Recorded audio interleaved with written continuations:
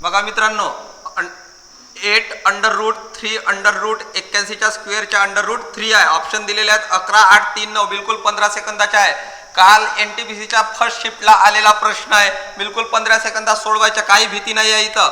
बघा, एक लक्षात ठेवा, जर अंडर रूट 8 आहेत आणि इथं 5 आहेत तर याचा अर्थ असं होते 5 1/8. लक्षात ठेवा, ह्या गोष्टी लक्षात असल्या पाहिजे, तेव्हाच उत्तर कन्फर्म निघेल. तर या प्रश्नाचे उत्तर काय बनेल? 81 2 गुणिला 3 होतील. आपल्याला माहीतच आहे एखाद्या संख्येच्या पॉवर m च्या पॉवर n म्हणजे x च्या पॉवर m गुणिला n. आता नंतर इंटू काय होईल? 1/3 इंटू 1/8.